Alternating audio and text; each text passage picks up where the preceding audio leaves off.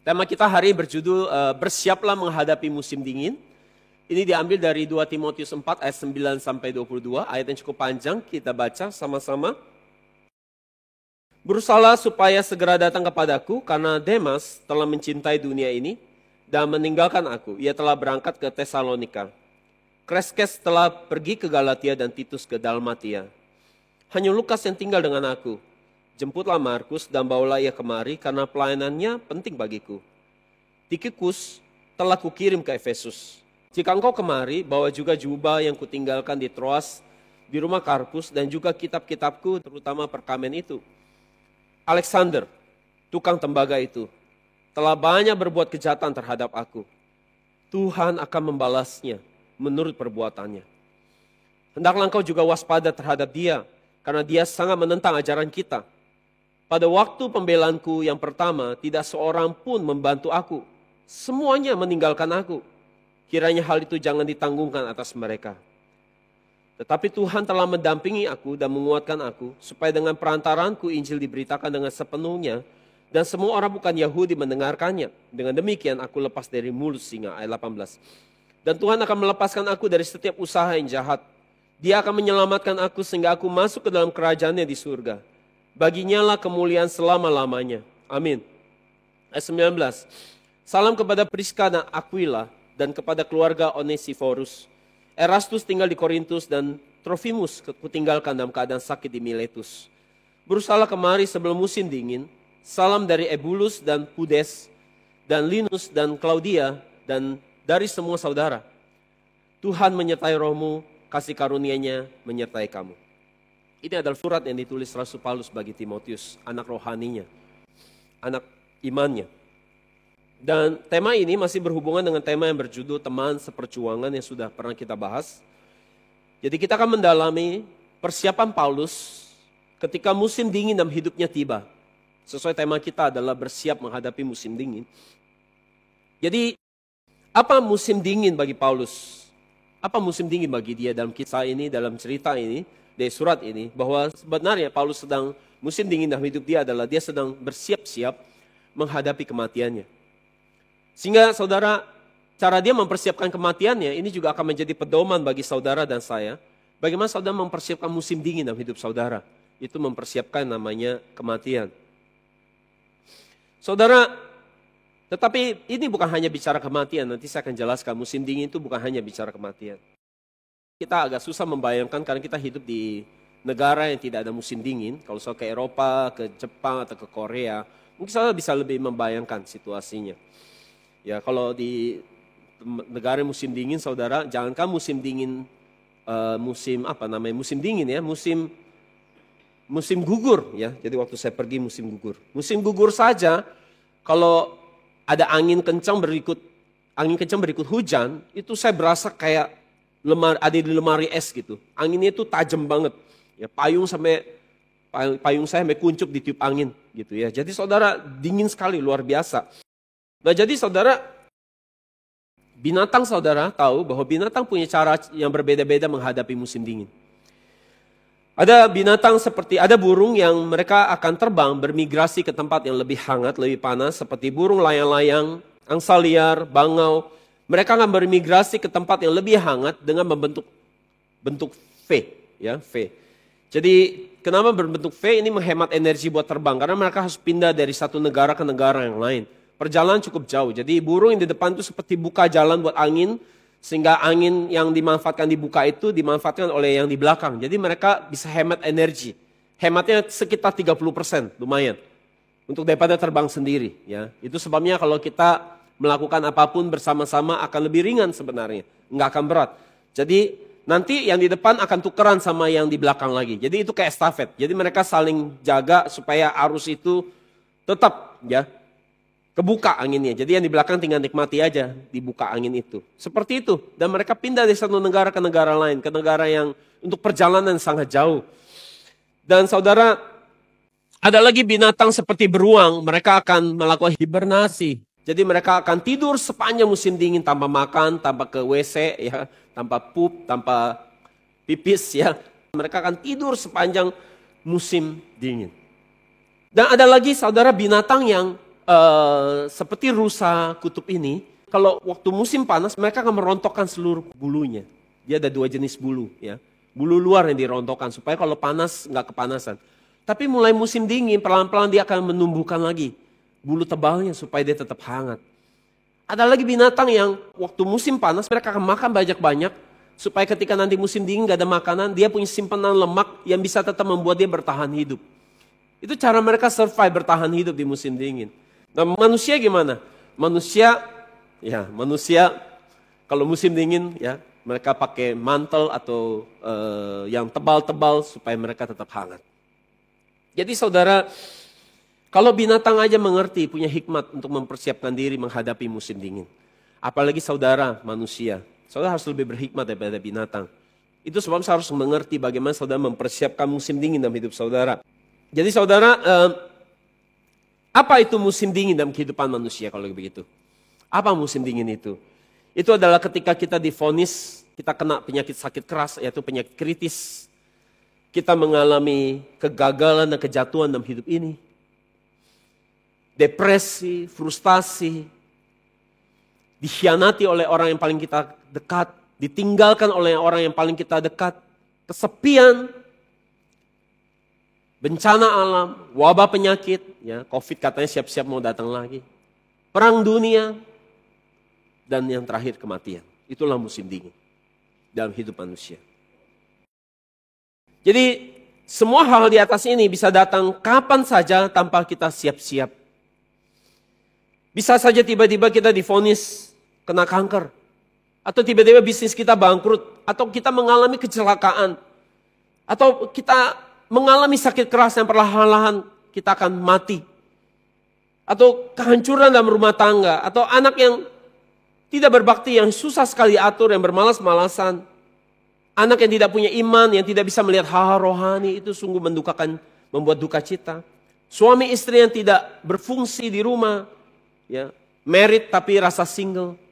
Ya, ada di sini married rasa single. Karena tidak berfungsi.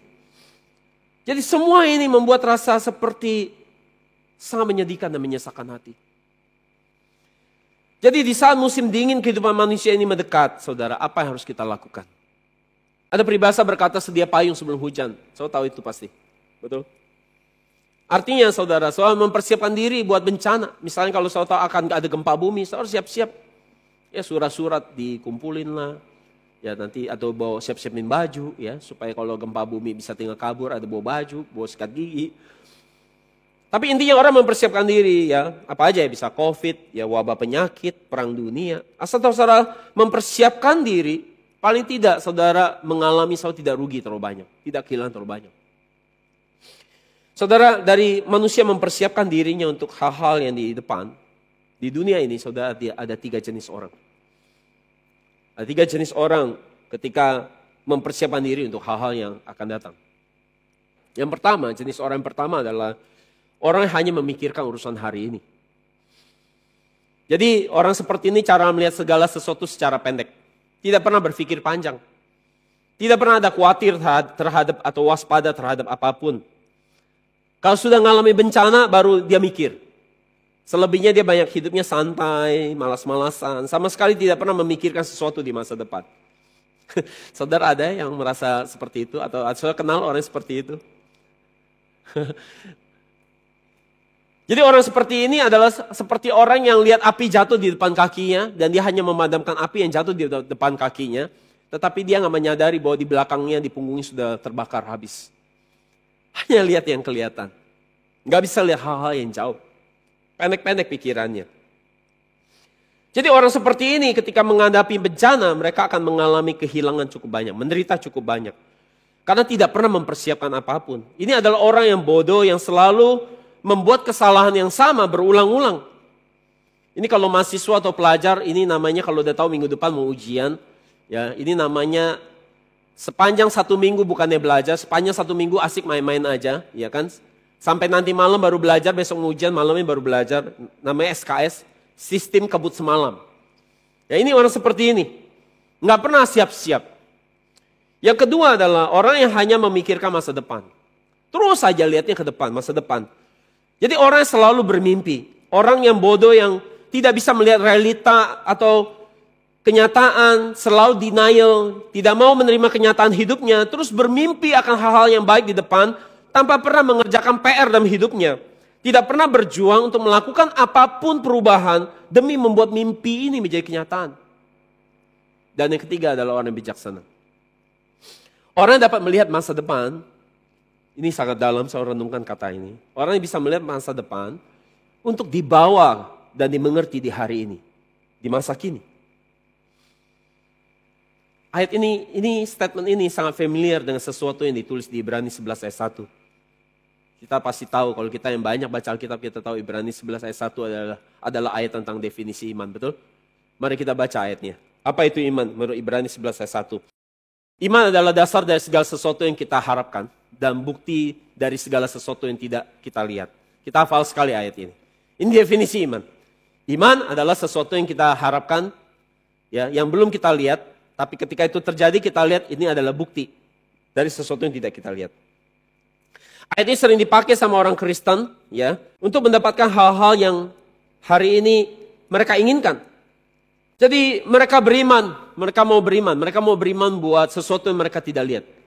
Saya belum punya pacar, pakai ayat ini, saya mau beriman supaya saya punya pacar. Pacarnya kan belum kelihatan. Saya butuh mobil baru, saya mau beriman untuk punya mobil baru. Mobil itu saya belum punya, saya beriman ya. Diajarin, wah saudara taruh foto mobilnya, tempel ya, warnanya yang seperti saya mau, terus setiap hari di-confess. Tuhan, Engkau bisa berikan ini. Ibrani 11 ayat 1. Engkau beri apa yang tidak aku lihat. Nanti aku akan lihat 2 tahun lagi. Di dalam nama Yesus. Nah itu. Ya kan? Yang belum punya rumah, pengen punya rumah baru. Pengen punya rumah baru. Jadi saudara, sebenarnya apa sih iman di sini sih? Lagi bicara apa sih sebenarnya? Ibrani 11 ayat 1 bukan bicara soal beriman untuk hal-hal di bumi. Bukan untuk melihat hal-hal yang kita belum punya di bumi sampai kita dapat itu namanya beriman. Bukan beriman buat hal-hal yang duniawi. Kalau kita lihat di sini adalah bukti dari apa yang tidak kita lihat. Menurut 2 Korintus 4:18, hal-hal yang tidak kelihatan adalah hal-hal yang kekal. Sekali lagi saya ulang. Menurut 2 Korintus 4:18, hal-hal yang tidak kelihatan, tadi kan hal yang tidak kelihatan kan? Hal-hal yang tidak kelihatan ada hal yang kekal. Apa itu hal yang tidak kelihatan kekal? Itu bicara sorga sebenarnya. Sorga tidak kita lihat hari ini dan kita mengharapkan itu. Dan Alkitab katakan bahwa sorga ada hal yang kekal.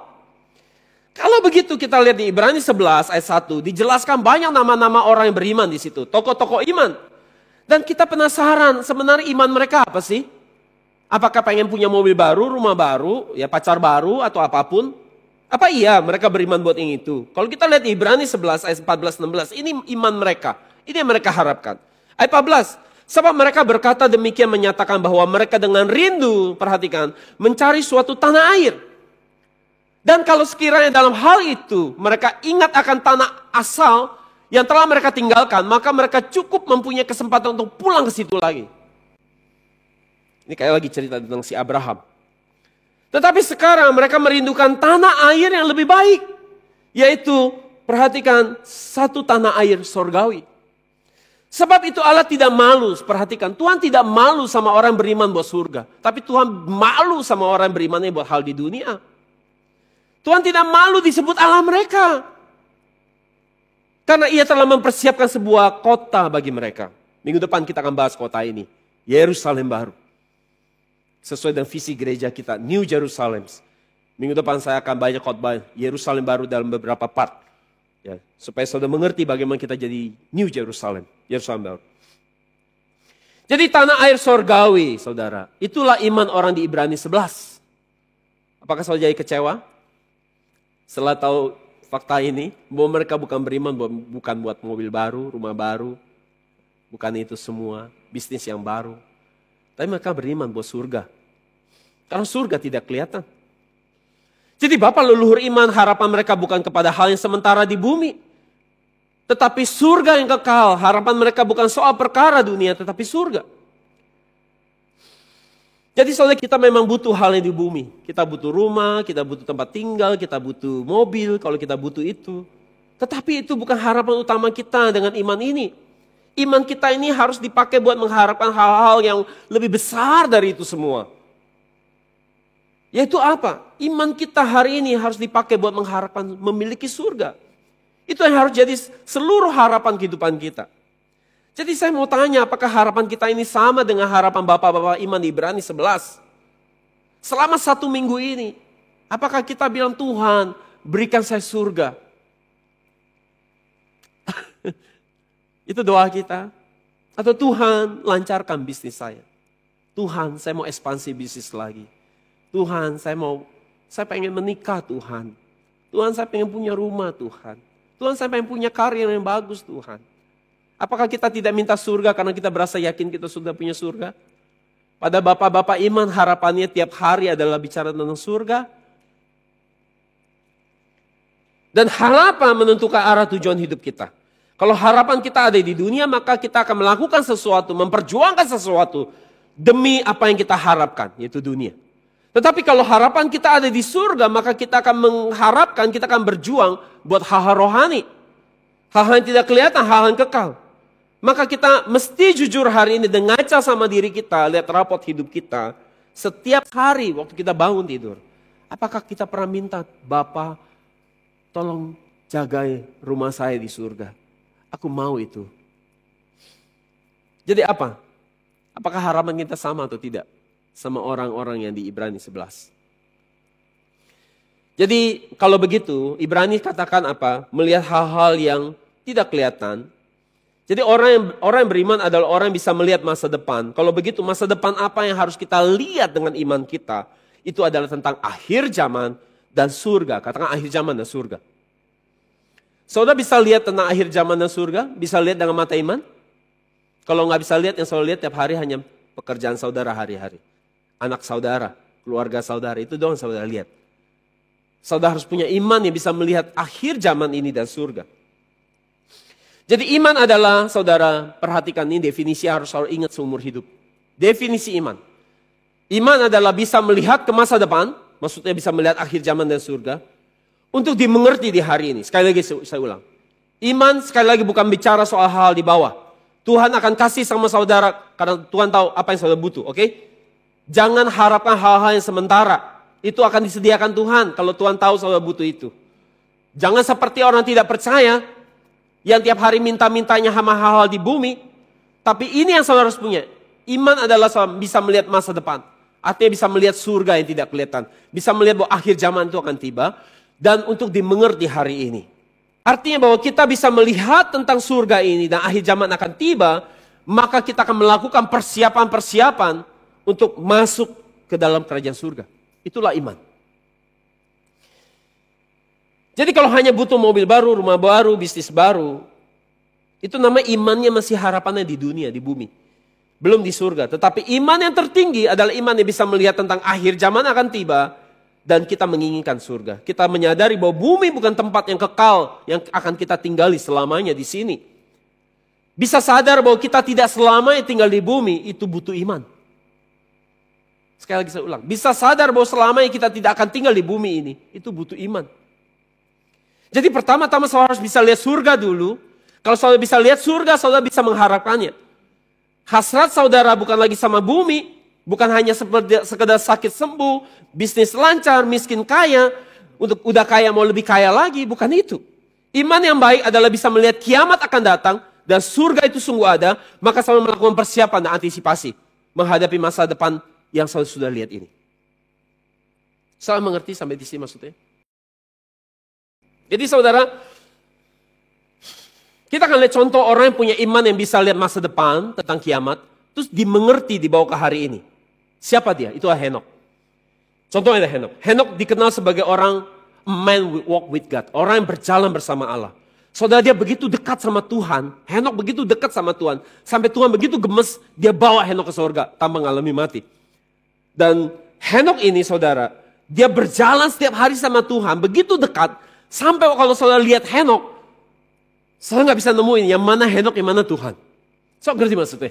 Segitu nyatanya Tuhan di dalam diri dia. Sampai waktu saya lihat dia, saya gak lihat, ini Henok atau Tuhan gitu. Begitu nyatu dia sama Tuhan. Jadi kenapa Henok bisa sungguh-sungguh? Karena waktu dia umur 65 tahun, dia dapat pewahyuan tentang akhir zaman. Dia lihat tentang akhir zaman saudara. Di Yudas 1 ayat 14-16 katakan demikian. Dan dengan iman karena dia sudah melihat apa yang belum terjadi yaitu akhir zaman. Henok melakukan persiapan-persiapan. Tetapi kalau saya baca di Alkitab, Henok dicatat masih punya anak. Kalau dia punya anak berarti dia masih kerja ya hidupin anaknya. Ya kan? Artinya Henok masih waktu pun dia udah lihat tentang kiamat mau datang. Dia masih melakukan hal-hal normalnya orang umumnya lakukan.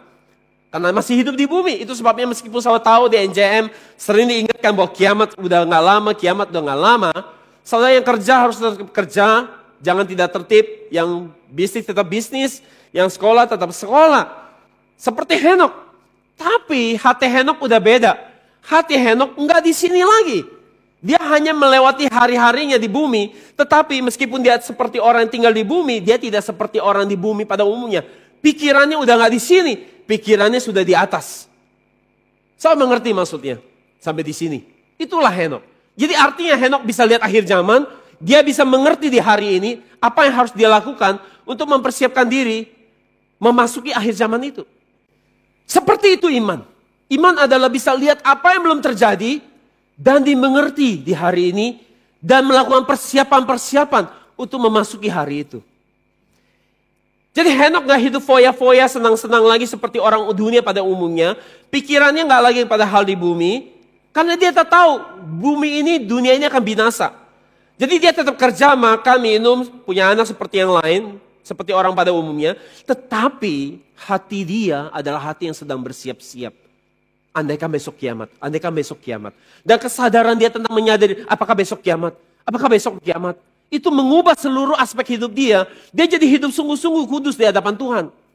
Saya percaya kalau saudara pulang dari tempat ini, semoga tidak terjadi, tentu itu bukan doa saya. Saya percaya kalau saudara pulang dari tempat ini, kemudian saudara mulai merasa pusing-pusing di kepala, dan kemudian saudara ke dokter spesialis saraf, dan di MRI dan ditemukan, dokter bilang ada kanker ganas stadium 3 sudah. Hidup kamu tinggal 3 bulan. Saya yakin, saudara lagi seru-seru pacaran. Saya yakin saudara lagi seru-seru mau bisnis. Saudara akan merubah semua skenario hidup saudara. Saudara akan merubah semua agenda hidup saudara. Menyiapkan diri untuk pergi ke dunia yang kekal. Mungkin saudara akan tiap hari baca Alkitab mulai. Mungkin saudara akan sungguh-sungguh berdoa supaya nanti di surga 3 bulan lagi Tuhan terima. Karena saudara gak akan di sini lagi. Saudara akan ke sono. Kenapa kita harus gak siap-siap dari sekarang? Kenapa harus tunggu vonis dokter baru kita terbangun, tersadar untuk sungguh-sungguh? Itu sebabnya saya katakan bahwa orang yang bisa sadar dia bisa mati, sebenarnya dia baru hidup. Karena orang yang tidak sadar dia bisa mati, dia akan menjalani hidup suka-suka. Nggak usah lah sungguh-sungguh, besok dia masih bangun. Nggak usah lah sungguh-sungguh, besok dia masih bangun. Coba, kalau dokter bilang tinggal 3 bulan ya, lebih percaya omongan dokter kan dia daripada omongan pendeta. Udah mulai sungguh-sungguh dia. Siap-siap dia, persiapan dah buat 3 bulan ke depan. Mau pindah alamat, pindah rumah. Kenapa harus tunggu vonis? Kenapa kita gak siap-siap dari sekarang? Dulu saya punya anak rohani, mati di umur 25 tahun. Terjun payungnya gak kebuka. Masuk ke tanah. 3 meter ke sawah, mati. Ganteng itu anak. Gak ada yang tahu kapan kita mati. Ganteng. Ya, orang Chinese Medan kan ganteng-ganteng saudara. Ganteng. Saya lihat tulangnya udah keluar sini. Matanya keluar. Saya hampir lihat ini teman main pingpong saya nih. Saya biasa mentoring nginep di rumah dia main pingpong sama dia. Sekarang udah kayak gini dia. Kakinya udah di sini. 3 hari saya mandi muka dia terus yang keluar yang serem. Kita gak tahu. Kenapa kita gak pastiin kita jadi mempelai Yesus? Yesus bilang kamu mempelai aku. Kita pastiin sekarang dia ngomong itu. Paling gak kita jadi tahu. Wow, kita posisinya aman ada di sana. Di surga. Jadi saudara. Jadi Henok seperti itu. Dia mempersiapkan apa yang dia lihat tentang kiamat di hari ini. Padahal dia sendiri tidak mengalami kiamat pada akhirnya. Betul gak? Dia diangkat ke surga.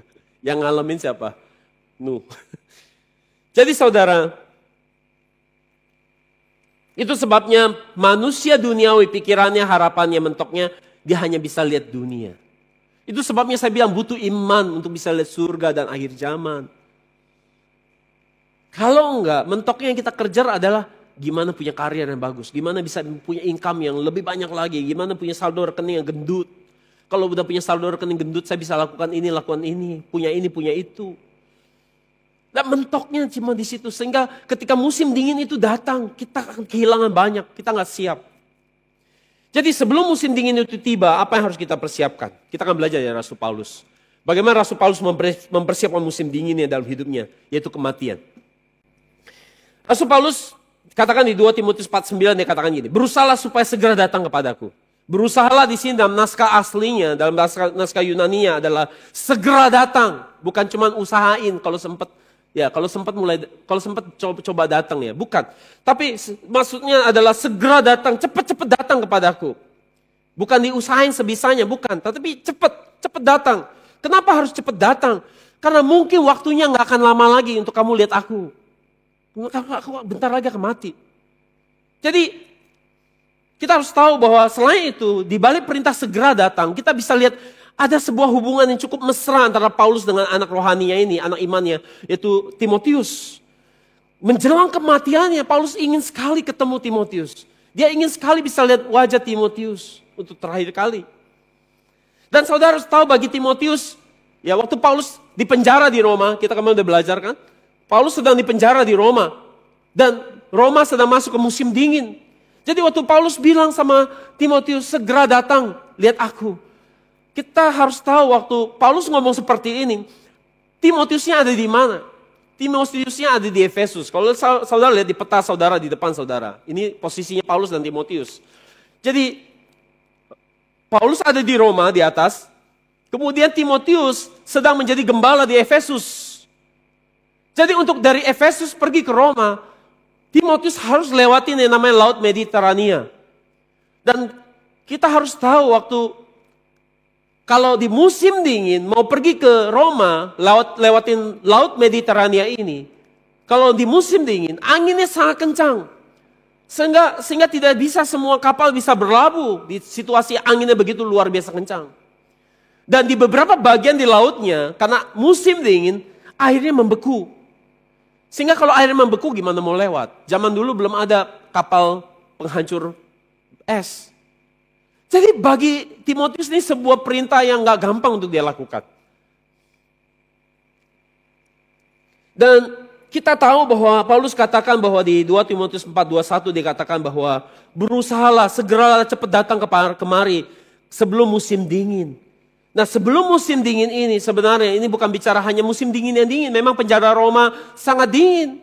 Tetapi ada maksud yang lain di balik musim dingin ini. Apa yang dialami Paulus bahwa di hari itu, di usia dia sudah sangat tua, 70 tahun lebih. Penjara Roma ini begitu dingin.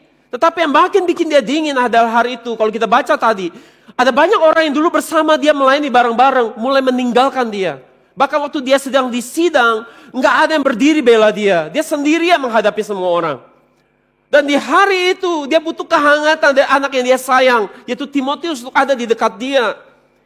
Itu sebabnya kita bisa lihat betapa kedekatan ekspresi Paulus dengan Timotius.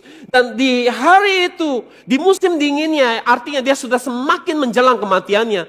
Kita bisa lihat di ekspresi ini bahwa dia telah menjelang kematiannya. Ada ekspresi yang dia katakan di sini di 2 Timotius 4 ayat 6-8. Dia katakan bahwa apa? Darahku sudah mulai dicurahkan, kematianku sudah dekat. Aku telah mengakhiri pertandingan yang baik. Aku telah mencapai garis akhir. Aku telah memelihara iman. Mahkota kebenaran telah tersedia bagiku. Jadi Paulus mulai menyadari musim dinginnya sudah semakin dekat. Kematian itu sudah semakin dekat. Itu sebabnya dia minta supaya Timotius segera datang. Jangan sampai waktunya tidak ada lagi. Mungkin waktunya tidak banyak lagi. Jadi kita akan lihat apa maksudnya sebelum musim dingin tiba bagi Paulus.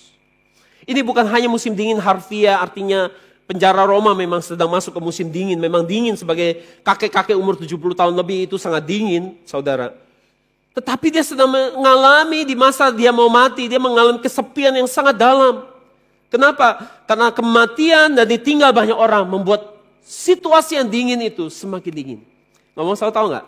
Ya, kalau ibu pernah tinggal di Jerman cukup lama ya. Ya ibu juga ya. Ya orang yang pertama kali ke Eropa, ke Jerman atau kemanapun yang negara dingin. Kadang-kadang shock mental psikologisnya saya tahu apa? Kalau musim dingin, itu pertama kali perasaan yang paling kita rasa adalah kesepian. Betul? Pernah ngalamin itu enggak? Enggak. Pernah ya? Awal-awal pasti agak kaget. Dingin, sepi, gak ada orang di luar. Suasana sepi, gak ada yang keluar. Salju begitu tebal. Saudara akan merasa kesepian.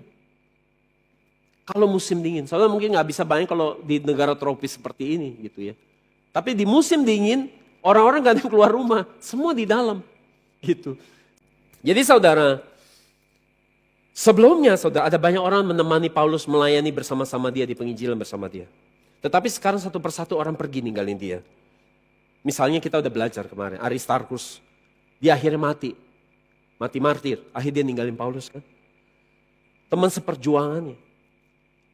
Dan sekarang dia bilang apa? Tinggal dokter Lukas yang ada sama aku. Tetapi saudara ada juga orang yang ninggalin dia dengan alasan yang jahat. Yaitu bikin dia kesepian, sedih sekali.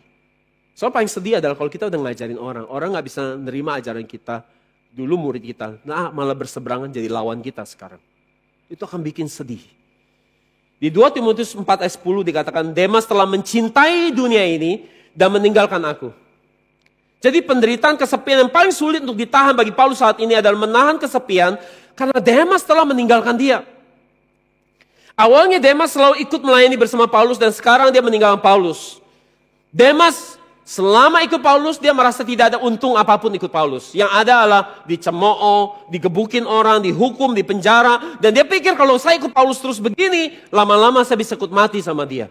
Jadi apa yang Demas lakukan, dia mulai meninggalkan Paulus. Dan ternyata kita bisa tahu bahwa Demas ternyata selama ikut Paulus, menemani Paulus, dia punya motivasi yang tidak baik di dalam pelayanan itu. Dan dengan dia meninggalkan Paulus, kita bisa tahu bahwa dia sedang mencari keuntungan pribadi melalui namanya dunia pelayanan. Dengan membangun pelayanan yang baru. Dia sedang membangun panggung yang baru bagi dirinya untuk diakui oleh manusia. Itu sebabnya Paulus katakan Demas telah mencintai dunia. Jadi Rasul Paulus di dalam penjara menunggu kematiannya, memikirkan orang-orang yang telah mengkhianati dia. Dan itu menambah semakin parah kesepian di dalam musim dingin itu. Saya tahu manusia sangat takut kesepian. Di zaman Mesir kuno, saudara, raja-raja Mesir, mereka membuat piramida yang besar sekali. Itu menjadi kuburan dia, saya tahu itu kan, piramida yang besar sebagai kuburan dia. Dan ada masa, Firaun atau Raja Mesir, mereka tidak mau mati sendirian. Jadi ketika mereka mati, dia memaksakan seluruh pelayan-pelayan dia, pegawai dia yang masih hidup, termasuk ternaknya, ikut masuk ke kuburan di dalam piramida itu, dalam kondisi hidup. Ada praktek ini, artinya segitunya dia gak mau mati sendirian, dia mau ditemani. Tapi itu kejam sih. Tetapi saudara, masalahnya hidup yang paling sepi dalam hidup ini, bukan tidak ada orang di dekat saudara.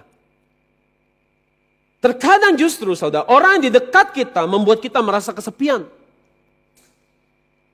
Ketika mereka tidak bisa mengerti pikiran dan beban di hati saudara, malah melakukan hal-hal yang melawan dan berseberangan dengan saudara, justru itu membuat saudara merasa kesepian. Saudara mengerti apa yang saya sampaikan? Hah? Ini cukup dalam.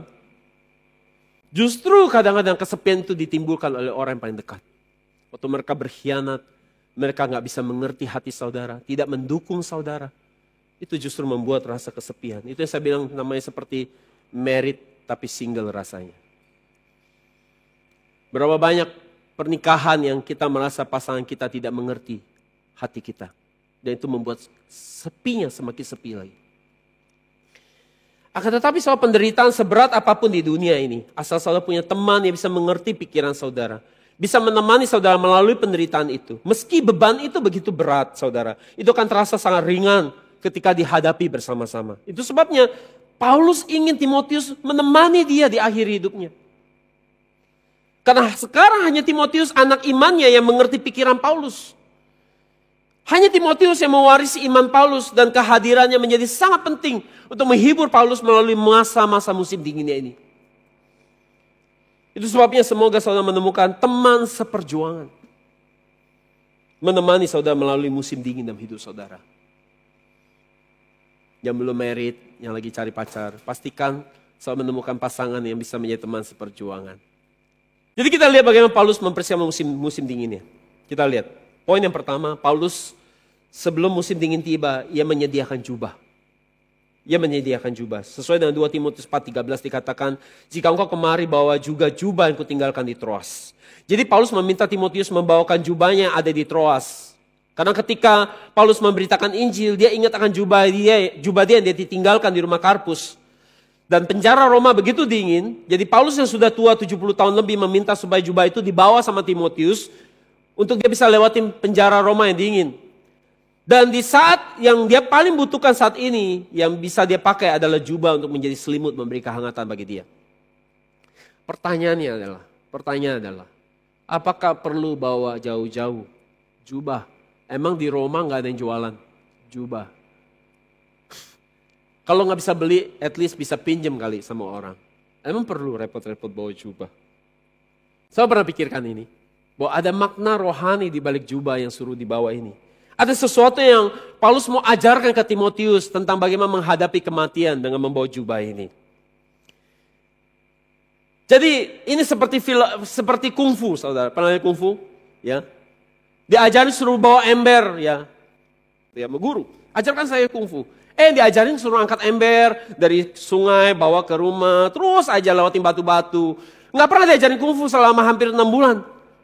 Terus kita bertanya, ini guru ngapain nih gitu loh. Saya kan kesini buat belajar kungfu. Tapi kita nggak ngerti bahwa ternyata di balik bawa ember itu sedang melatih kekuatan kuda-kuda dan melatih yang namanya keseimbangan tubuh. Itu maksudnya Paulus suruh dia bawa jubah. Ada makna yang terkandung di balik bawa jubah. Karena ketika kita memikirkan lebih dalam tentang membawa jubah ini, ada makna rohani di balik suruh membawa jubah ini. Yesus katakan di Yohanes 6:51-58 dia bilang apa? Makan dagingku dan minum darahku. Banyak orang setelah dengar itu meninggalkan Yesus. Mereka bilang ajaran yang gila, sesat. Kita suruh jadi kanibal, makan daging dia, minum darah dia. Ini ajaran gak benar, orang cemooh dia. Maka kita bisa ngerti bahwa yang Yesus maksud itu bukan antara makan daging atau minum darah secara lahiriah. Tapi ada maksud rohani di balik makan daging dan minum darah.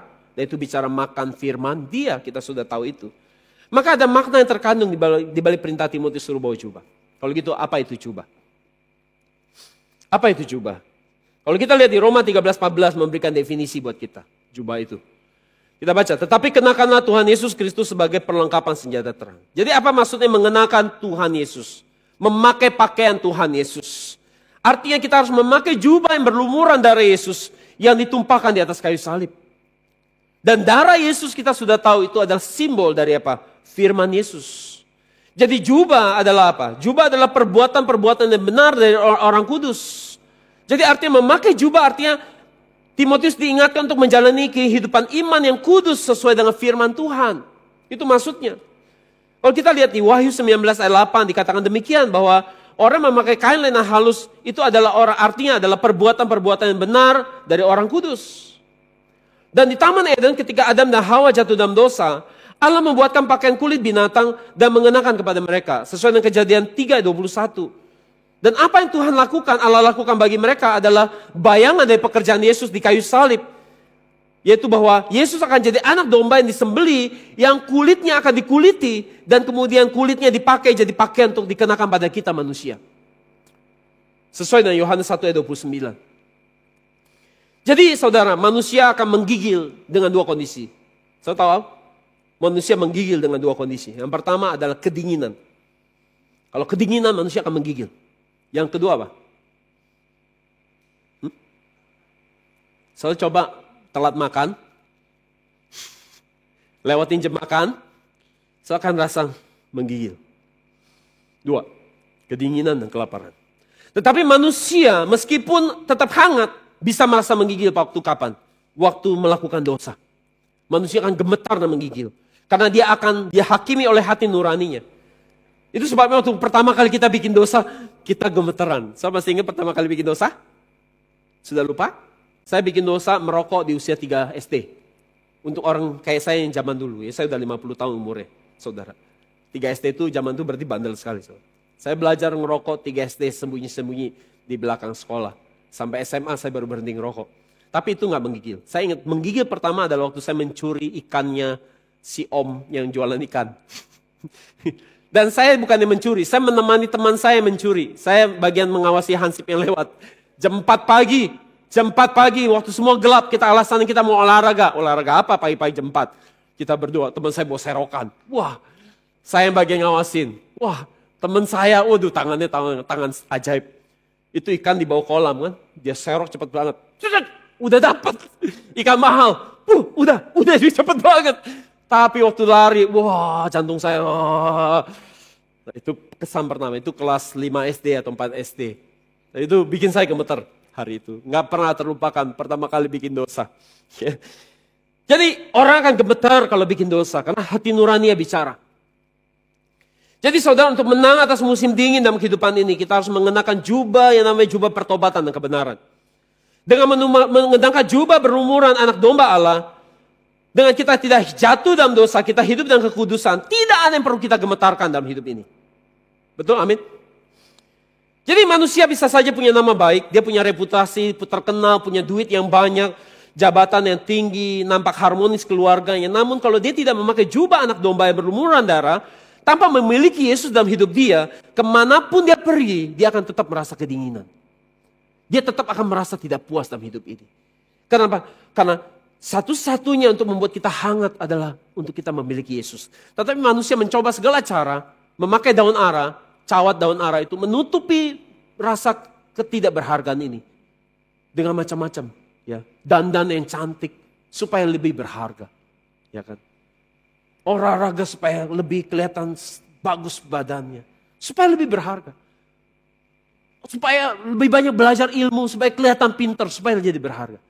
Selama saudara gak punya Yesus di hati saudara, saya akan pikir bahwa dunia ini bisa menyelesaikan rasa hampa di hati saudara. Saya mesti jadi orang kaya. Kalau jadi orang kaya, banyak yang menghormati saya. Ya, kita lakukan segala cara untuk jadi kaya. Pada setelah kaya, kita tetap merasa hampa. Hampa lagi. Jadi waktu di Taman Eden saat Adam Hawa bikin dosa, angin dingin yang kencang menerpa mereka. Dan mereka memakai cawat daun ara. Tadi saya jelaskan daun ara itu apa? Hal-hal yang sementara di dunia buat nutupin rasa hampa di sini. Itu sebabnya kemanapun kita pergi, tanpa memiliki Yesus di hati kita, kita akan tetap merasa kedinginan. Tidak ada rasa kepuasan. Waktu saya duduk di situ, Tuhan bicara sama saya. Tuhan bilang, Sur, hal apa yang paling bisa membuat kamu bahagia di dunia ini? Yang masih single pengen punya pacar. Yang sudah punya pacar pengen diputusin pacarnya. Padahal dulu segala-galanya. Sekarang udah kayak gak ada artinya. Yang belum menikah, mau menikah. Setelah menikah pengen keluar dari pernikahannya. Karena gak tahan. Yang masih kecil pengen jadi dewasa. Yang dewasa pengen balik kecil lagi karena menjadi dewasa susah, tanggung jawabnya banyak. Adakah hal di dunia ini yang saudara punya saudara akan bahagia terus? Sayangnya gak ada. Itu sebab Tuhan bilang sama saya, Sur, kebahagiaan kamu itu hanya punya saya. Kamu udah pernah cicipin saya. Itu sebabnya kamu selalu merasa hampa ketika mencicipi semua dunia ini. Saya berdoa selalu mencicipi Yesus. Makan Yesus, memiliki dia. Sehingga saya bisa tahu bahwa pada akhirnya gak ada satupun di dunia ini yang bisa kita simpan bahagianya lama di sini. Gak ada. Sesuatu yang kita pengen sekali besok ketika kita dapat. Kita kayak, kayak gini doang. Aku pikir ini akan sensasinya, kebahagiaan akan dosisnya berlipat ganda. Ketika udah punya, kok kayak gini doang rasanya? Itu sebabnya hanya Yesus yang bisa membuat hati saudara yang kosong menjadi puas. Kenapa sekarang masih ngejar yang di luar? Karena belum ketemu Yesus sebenarnya. Kalau udah ketemu, saudara gak pengen apa-apa lagi. Saudara hanya pengen ada sama Yesus aja udah. Gak butuh siapapun sebenarnya. Jadi inilah arti rohani saudara. Paulus katakan bawalah jubah. Untuk ngingatin Timotius anak rohaninya. Untuk senantiasa mengenakan pakaian kebenaran. Yaitu Yesus Kristus. Hidup dalam kekudusan. Sebelum musim dingin tiba. Yang kedua adalah perintah Paulus sebelum musim dingin tiba, dia disuruh untuk bawa Alkitab. Bawa kitab dan perkamen, artinya bawalah Alkitab, makanlah firman Tuhan. Makanlah firman Tuhan. 2 Timotius 4:13 katakan demikian. Jadi Paulus memerintahkan Timotius untuk bawa bersama dia kitab-kitab perkamen. Kitab-kitab perkamen ini adalah firman Tuhan, Alkitab hari ini, saudara. Di zaman Paulus, percetakan belum seperti zaman sekarang. Jadi Alkitab dicetak. Zaman dulu Alkitab itu ditulis di atas kulit domba. Gulungannya besar, berat-berat bawahnya. Dan karena ini ditulis di atas kulit domba, saudara. Enggak semua orang bisa punya Alkitab, saudara harus tahu itu. Alkitab adalah barang yang sangat mahal. Kalau di kurs, saya agak lupa ingat ya. Kalau semoga nggak salah, saya harus lihat di catatan saya. Kalau di kurs, kurang lebih harga sekitar MM-an. Karena itu, tulis tangan, disalin, saudara. Dan karena Paulus orang Farisi, dan dia orang kaya. Paulus itu orang kaya. Orang bisa punya dua warga negara, ya, warga negara Ibrani, Yahudi, dan warga negara Roma, itu pasti orang kaya. Saya punya teman punya dua warga negara, saudara. Tiap berapa bulan sekali dia harus masuk ke US, balik lagi sini. Itu orang kaya pasti. Jadi orang punya dua paspor, dua warga negara, nggak mungkin orang biasa. Nah Paulus orang kaya, itu sebabnya dia bisa punya Alkitab yang mahal ini. Yang tidak dimiliki semua orang, duplikatnya. Karena dia ditulis tangan. Dan karena ukurannya besar, berat, dia nggak bisa bawa kemana-mana di dalam pelayanan misinya. Itu sebabnya dia titipin ke rumah-rumah orang yang dia percaya. Dan sekarang menjelang dia mati, dia minta itu dibawa. Untuk dia baca. Jadi Paulus menjelang kematiannya, saudara, dia mau baca Alkitab dia sekali lagi. Meskipun matanya yang kita udah belajar kemarin, matanya udah gak bisa lihat dengan baik. Tapi hal terakhir yang dia ingin lakukan sebelum dia mati adalah membaca kembali Alkitabnya. Jadi Paulus merindukan orang-orang yang bisa menemani dia di penghujung akhir hidupnya. Tetapi terlebih lagi dia merindukan Alkitab. Itu sebabnya dia minta supaya Alkitab yang ditulis di atas kulit itu dibawa.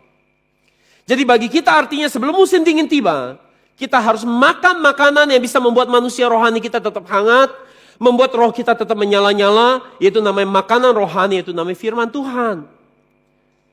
Sebelum masalah datang, sebelum bencana datang, sebelum vonis dokter datang, sebelum kesusahan datang, hal buruk yang terjadi datang, sebelum penyakit kritis datang, mari saudara, sebelum kematian datang, mari penuhi diri saudara dengan firman Tuhan.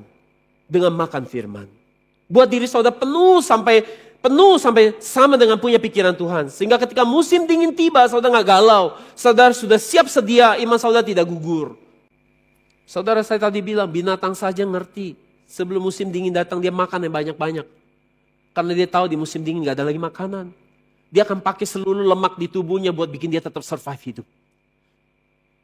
Karena ketika nanti perang dunia, ketika bencana COVID, ketika saudara mengalami krisis ekonomi, saudara punya iman yang kuat supaya saudara tidak gugur imannya. Kalau binatang aja ngerti, masa kita nggak ngerti? Jadi apakah saudara mempersiapkan musim dingin saudara? Dipersiapkan dengan apa? Apakah harus tunggu vonis dari dokter dulu, kena kanker baru sungguh-sungguh cari Tuhan? Apakah harus tunggu bangkrut dulu? Apakah harus tunggu perang dunia dulu? Apakah harus tunggu COVID dulu lagi? Baru serius cari Tuhan. Selama ini kita sibuk siapin apa? Siapin saldo rekening kita supaya semakin gendut? Mengkhawatirkan apa? Mengkhawatirkan hal-hal yang di dunia ini. Kita harus bersiap dari sekarang dengan rajin membaca Alkitab, merenungkannya, melakukannya. Karena belum tentu waktu itu akan ada. Pada saat kita mati dan kembali ke surga, apa yang harus kita bawa ke Tuhan? Apakah rekening bank kita, deposito kita? Kata orang tentang kita bahwa kita ini dulu direktur, CEO, yang orang yang punya perusahaan yang banyak, itu yang kita bawa ketemu Tuhan? Bukan. Hosea 14 ayat 2 katakan apa? Terjemahan NASB. Take words with you and return to the Lord. Artinya apa? Bawalah firman itu bersamamu dan pulang kembali kepada Tuhan. Jadi waktu kita mati, apa yang kita bawa? Firman di dalam diri kita. Itu sebabnya Paulus katakan bahwa kita perkamen. Artinya sebelum musim dingin datang, sebelum kematianku tiba, aku mau sekali lagi membaca Alkitab. Jadi firman ini mengingatkan kita bahwa kita harus rajin memakan firman, membacanya, merenungkan, melakukannya sebelum musim dingin tiba. Ulangan 8 ayat 1-3 katakan selama 40 tahun bangsa Israel makan dari mana? Mana gambaran firman Tuhan. Dan kenapa mereka makan mana? Ulangan 8 ayat 3 katakan bahwa supaya manusia tahu, bahwa kita tahu bahwa manusia hidup bukan dari roti, tetapi dari segala yang diucapkan Tuhan, yaitu firman Tuhan.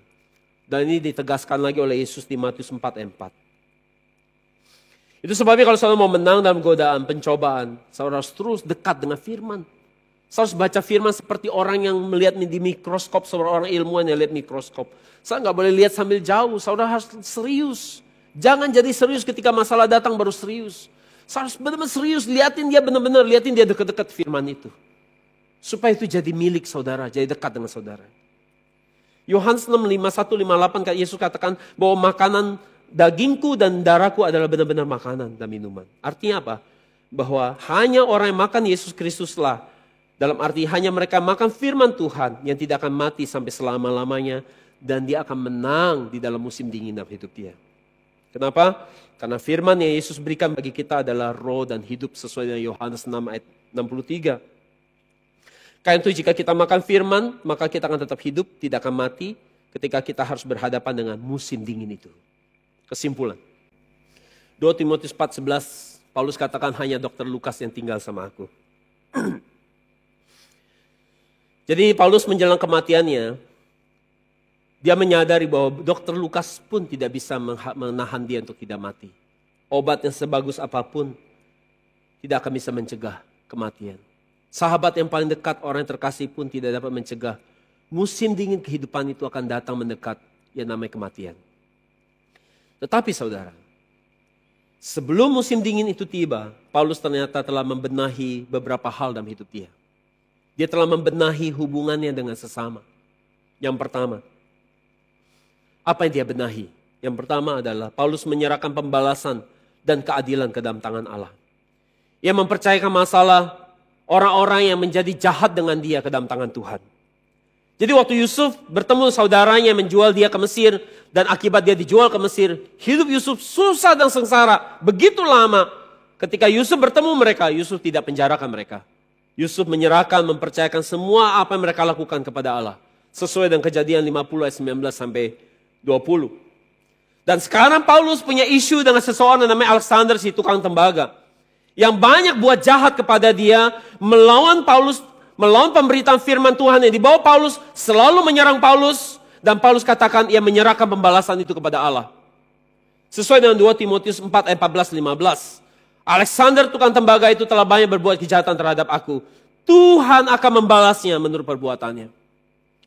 Jadi jika saudara dikhianati, difitnah, dianiaya, dirugikan, dirusak reputasi saudara, diperlakukan tidak adil, dibawa lari uang saudara, apakah saudara mau mempercayakan masalah saudara kepada Allah? Atau mau balas dendam?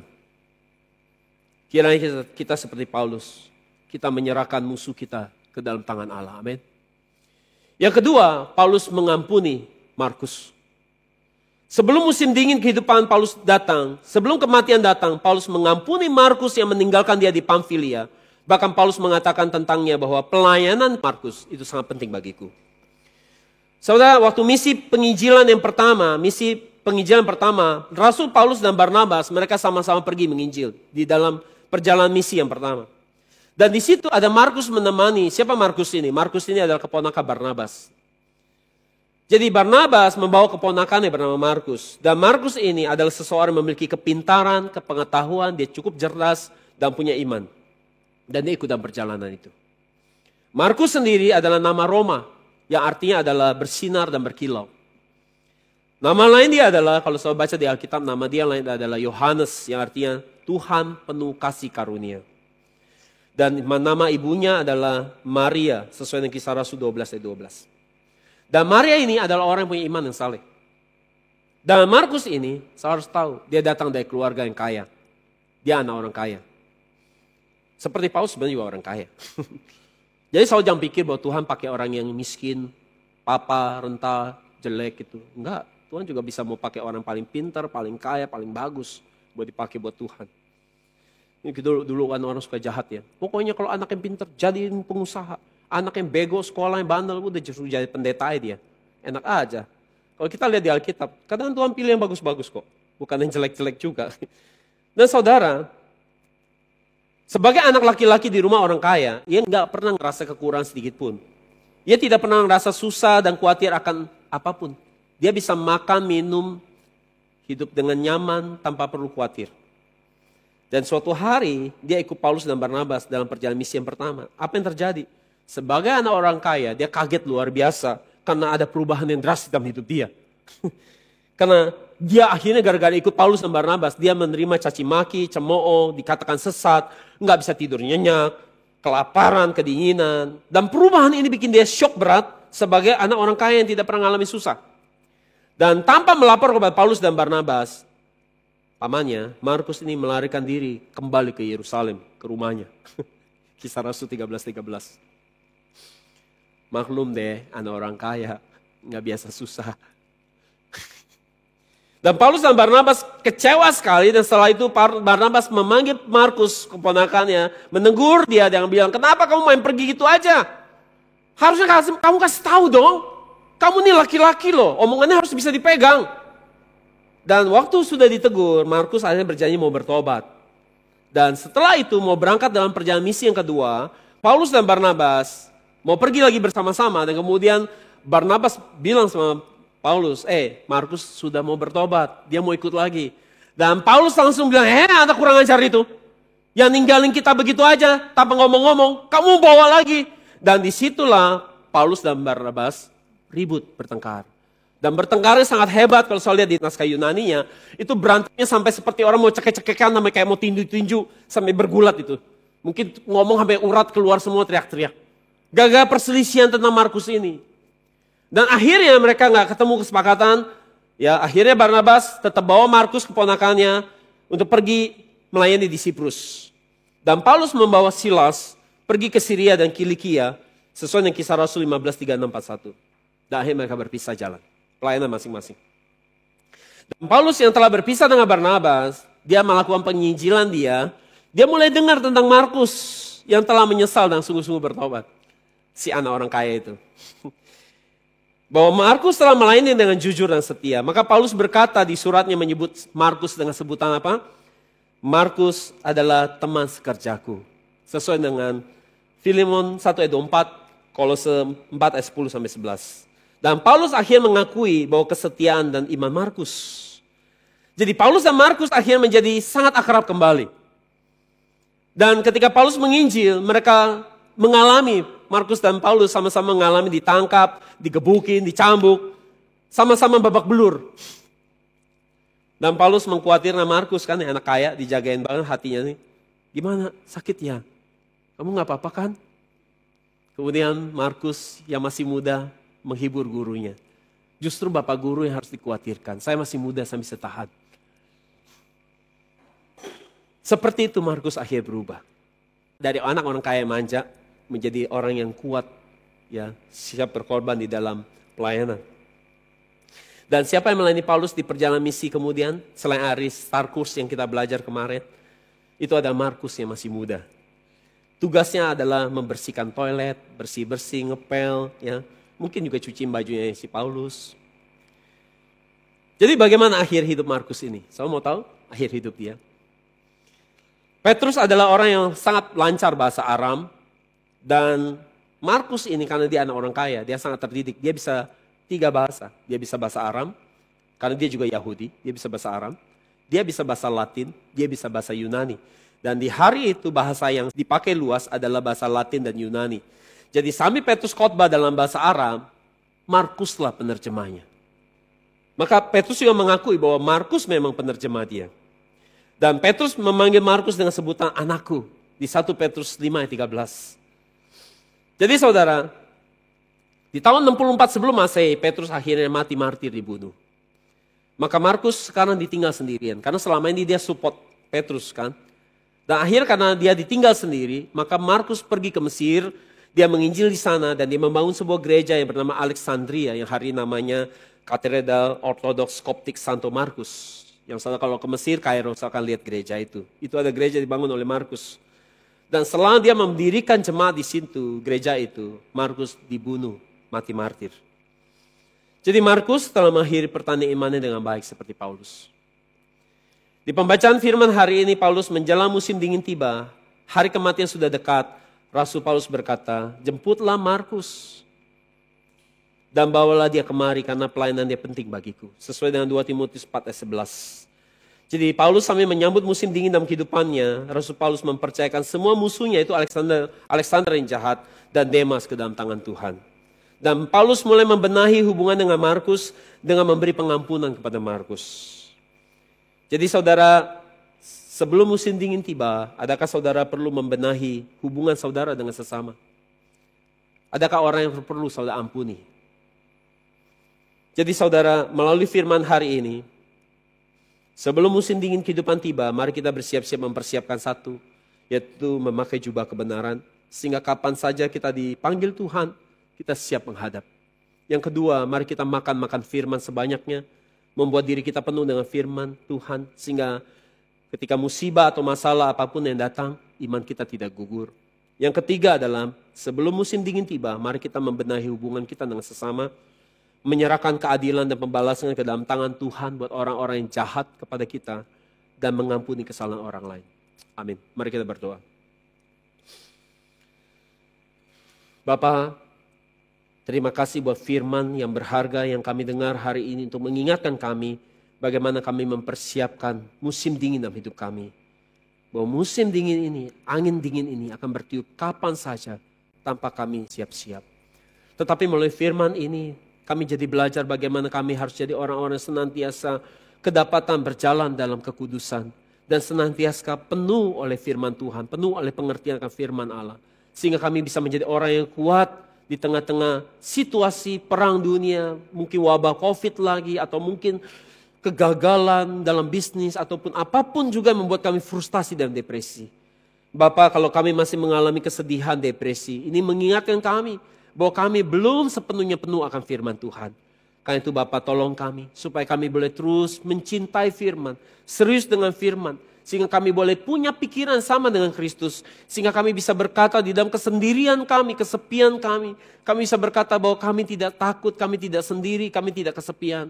Karena Bapa dengan kami adalah satu. Kami menjadi satu karena kami punya firman-Mu Bapa. Sehingga kami tidak pernah takut. Kami tahu bahwa kami tidak sendiri. Firman-Mu akan terus menemani kami. Bapa tolong umat-Mu juga supaya mereka bisa mengalami pribadi Allah dengan amat nyata. Sehingga mereka tidak menjadi takut terhadap situasi apapun di depan mereka. Kalau hari ini ada orang-orang yang sedang bergumul dengan pekerjaan mereka, dengan masa depan mereka, dengan bisnis mereka, dengan keluarga mereka, dengan studi mereka, Bapa, ataupun dengan sakit mereka, Bapa tolong lihat setiap kebutuhan ini. Lancarkan mereka sedang bergumul dengan pekerjaan mereka, dengan masa depan mereka. Mereka bergumul dengan sakit mereka, Bapa tolong sembuhkan di dalam nama Yesus. Mereka bergumul dengan studi mereka, Bapa tolong berikan hikmat, supaya setiap kami boleh menyelesaikan studi dengan baik. Kami akhirnya mengucap syukur buat firman yang berharga ini. Kami mau memberikan persembahan yang kecil ini untuk dipakai buat pekerjaan perluasan pemberitaan firman-Mu yang murni. Kami mengucap syukur Bapa dengan meninggikan satu nama yang berharga itu di dalam nama Yesus. Sama-sama kita katakan, amin, haleluya, beri kemuliaan buat Tuhan.